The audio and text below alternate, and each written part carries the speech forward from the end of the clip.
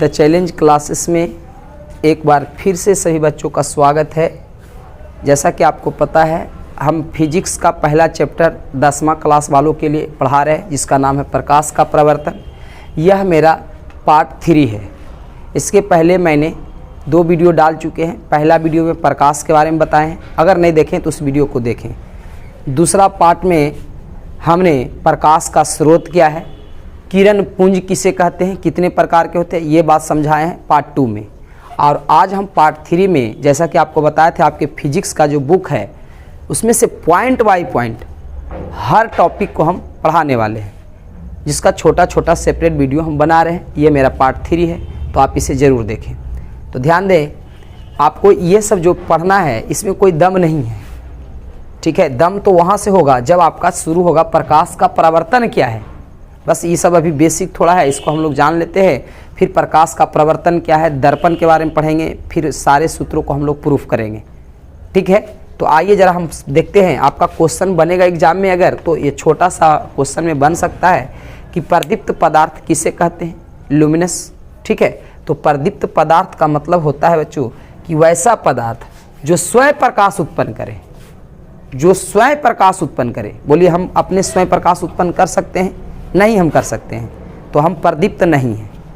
परिभाषा कह रहा है वैसा पदार्थ जो स्वयं प्रकाश उत्पन्न करे, अर्थात ऐसे भी लिख सकते हैं जिसमें प्रकाश उत्पन्न करने की क्षमता हो। बताइए, बेंच में प्रकाश उत्पन्न करने की क्षमता है? नहीं है, तो वो प्रदीप्त नहीं है। तो किस में क्षमता है? देखिए, सूर्य में क्षमता है, अपने प्रकाश उत्पन्न कर सकता है। जलता हुआ मोमबत्ती, मोमबत्ती बोलेंगे गलत बात, ठीक है। जलता हुआ मोमबत्ती में क्षमता है, मोमबत्ती में नहीं, जलता हुआ मोमबत्ती में। तो ध्यान रखेंगे, पहले हम यहाँ पर ध्यान देंगे प्रदीप्त पदार्थ किसे कहते हैं। तो वैसा पदार्थ जो स्वयं प्रकाश उत्पन्न करे या जिसमें प्रकाश उत्पन्न करने की क्षमता हो, उसे प्रदीप्त पदार्थ कहते हैं, ठीक है। आपके एग्जाम में पूछा जाता है सूर्य कैसा पदार्थ है, तो सूर्य एक प्रदीप्त पदार्थ है, ठीक है। जलता हुआ मोमबत्ती एक प्रदीप्त पदार्थ है। जलता हुआ बल्ब हो गया, ये सब देखिए प्रकाश उत्पन्न कर सकता है चूँकि जल रहा है।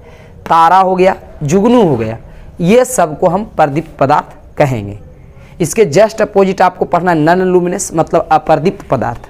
अप्रदीप्त पदार्थ बस इसमें समझ गए कि जिसमें प्रकाश उत्पन्न करने की क्षमता हो। अप्रदीप्त में बस जिसमें प्रकाश उत्पन्न करने की क्षमता नहीं हो। तो देख लीजिए, वैसा पदार्थ जो स्वयं प्रकाश उत्सर्जन नहीं करता है, अर्थात जिसमें प्रकाश उत्पन्न करने की क्षमता ना हो, उसे अप्रदीप्त पदार्थ कहते हैं। जैसे देख लीजिए चंद्रमा। अब कुछ बच्चे सोच रहे होंगे सर चंद्रमा में प्रकाश है, रात में तो इंजोर करता है। बच्चों, इसमें अपना प्रकाश नहीं है, यह सूर्य के प्रकाश को अवशोषित कर लेता है, खींच लेता है और रात में उसी प्रकाश को देता है। तो प्रदीप्त में ध्यान रखेंगे उसका अपना प्रकाश होता है और अप्रदीप्त में अपना प्रकाश नहीं होता है। तो चंद्रमा हो गया। देखिए, कुर्सी प्रकाश उत्पन्न नहीं कर सकता, इसमें क्षमता नहीं है।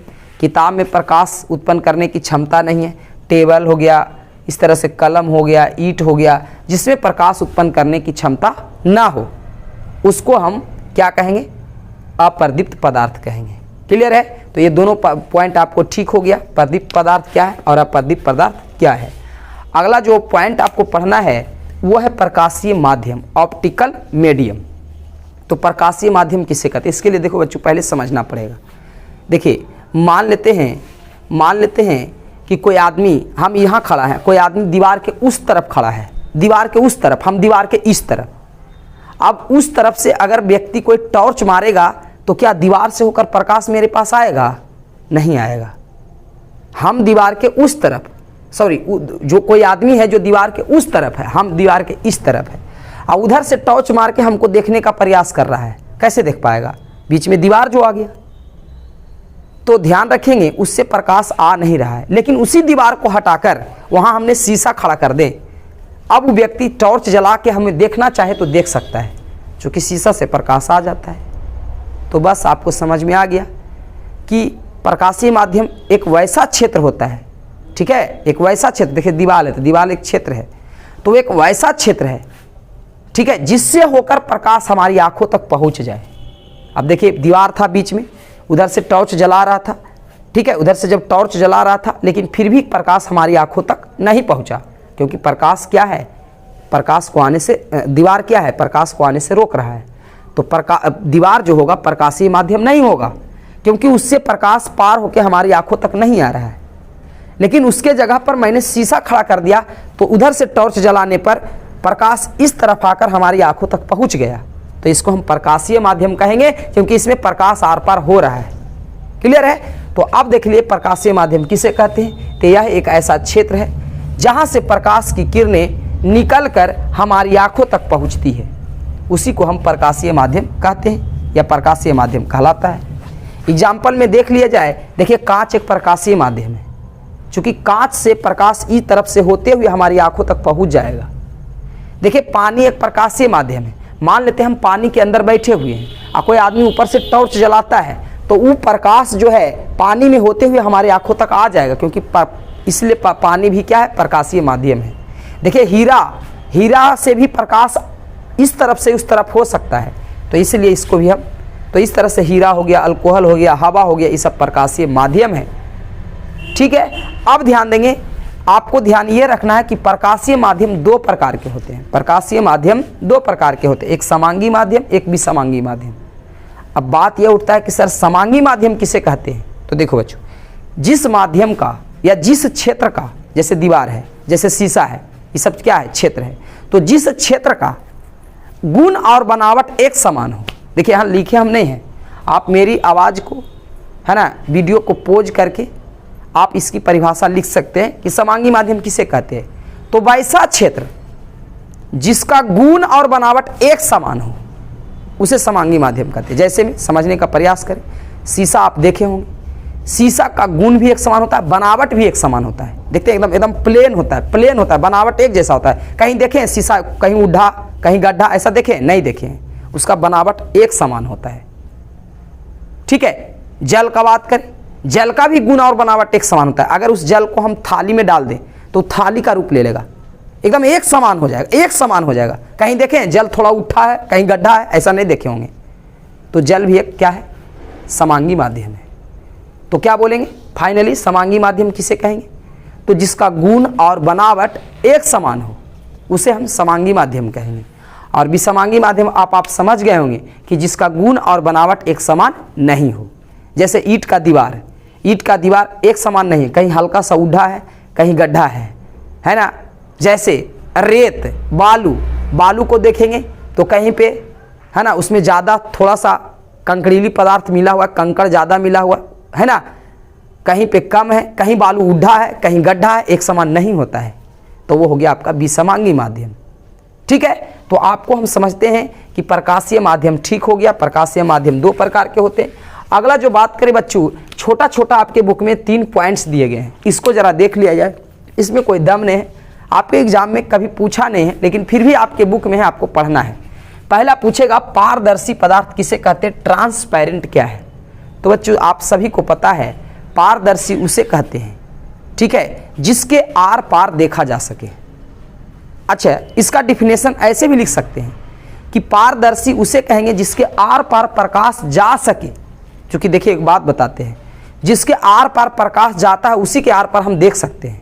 जिसके आर पार प्रकाश नहीं जाता है उसको हम उसके उस तरफ हम देख भी नहीं सकते हैं। जैसे मेरा ब्लैक बोर्ड है, ब्लैक बोर्ड के पीछे कोई है, इसको देख नहीं सकते। क्यों नहीं देख सकते हैं? क्योंकि इससे प्रकाश उस तरफ नहीं जाएगा। ठीक है, अगर इसी को हटाकर हम यहाँ शीशा लगा दें तो शीशा से प्रकाश उस तरफ जा सकता है, इसलिए उस तरफ की वस्तु को देख सकते हैं। तो इसका हम डिफिनेशन 2 तरह से लिख सकते हैं। पहला, वैसा पदार्थ जिसके आर पार देखा जा सके उसे पारदर्शी पदार्थ कहते हैं, या जिसके आर पार होकर प्रकाश की किरणें चली जाती है उसे पारदर्शी पदार्थ कहते हैं। जैसे शीशा हो गया, जैसे शुद्ध साफ वाला एकदम जल हो गया, है ना, ये सब क्या है, पारदर्शी पदार्थ है।